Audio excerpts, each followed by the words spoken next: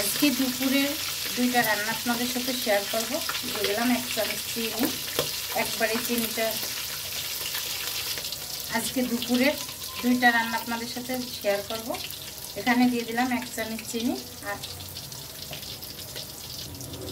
এখানে দুইটা রেসিপি আজকে দুপুরে রান্না করব ঝটপট।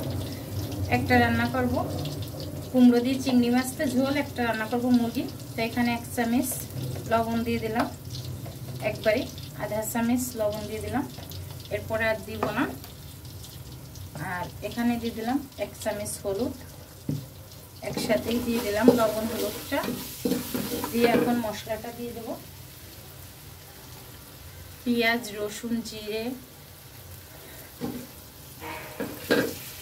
শুকনো মরিচ, কাঁচা মরিচ একসাথে দিয়ে পেস্ট করে বেটে নিয়েছি। এখানে হাফ মশলাটা দিয়ে দিলাম, দিয়ে মশলাটাকে ভালো করে কষিয়ে নেব 2 মিনিটের মতো। হালকা 1 চিমটি পানি দিয়ে মশলাটা একটু কষিয়ে নেব। তেলটা এরকম বুদবুদ করলে বুঝতে হবে মশলাটা ভালো করে কষিয়ে গেছে। এখন আমি এর ভিতরে কুমড়োগুলো দিয়ে দিলাম। এটা কেটে ছুলে ধুয়ে পরিষ্কার করে নিয়েছি, ছোট ছোট টুকরো বানিয়ে নিয়েছি। এখন এটাকে 2 থেকে 4 মিনিট কষিয়ে নেব। কুমড়োটার সাথে ভালো করে দিয়ে এখানে মশলাটাকে মিশিয়ে নেব।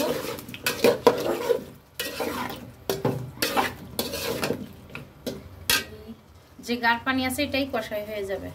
ঢাকি দিয়ে 2 থেকে 3 মিনিটের মতো রান্নাটা করে নিলাম। এখনো কতটা পানি আছে, আরো 2 মিনিট রান্না করে নেব। হালকা পরিমাণ একটু ঝোলের পানি দিয়ে দিলাম। এটা দিয়ে মাখা মাখা করে 10 মিনিটের মতো নামিয়ে নেব।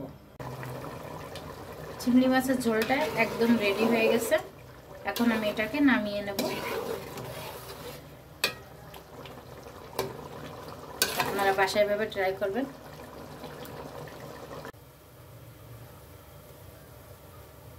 এখানে দিয়ে দিলাম তেজপাতা, গরম মশলা, পেঁয়াজ, রসুন, জিরে, আদা, গরম মশলা, তেজপাতা সব মশলাটা একসাথে বেটে নিচ্ছি।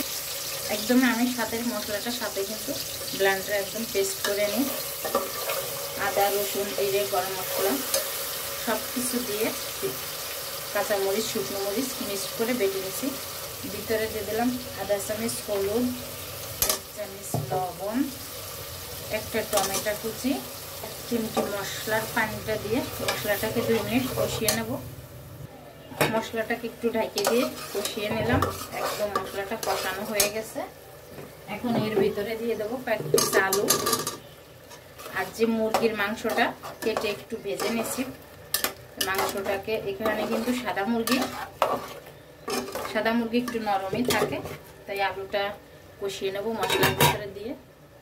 আলুটাকে 2 থেকে 3 মিনিট একটু রান্না করে নিলাম।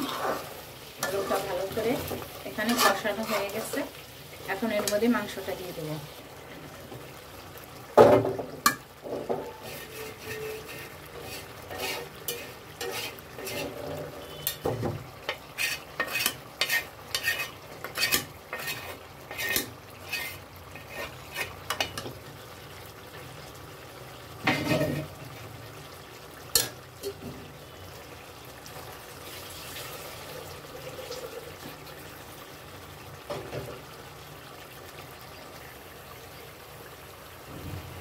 চার 5 মিনিট আরো কষিয়ে নেব।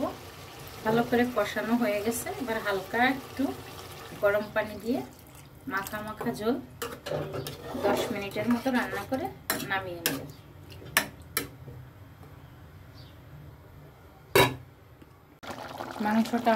মাংসটা আমার এখানে একদম রান্না হয়ে গেছে। এটাকে এখন নামিয়ে নেব, এরপরে পরিবেশন করব। আজকে দুপুরের 2টা রেসিপি ঝটপট শেয়ার করলাম। এখানে করছি রান্না করে নিয়েছি কুমড়ো দিয়ে চিংড়ি মাছতে পাতলা ঝোল, এখানে নিয়ে নিয়েছি আলু দিয়ে মুরগি ঝোল। তা এটা কিভাবে রান্না করছি সেটা আপনাদের সাথে শেয়ার করব।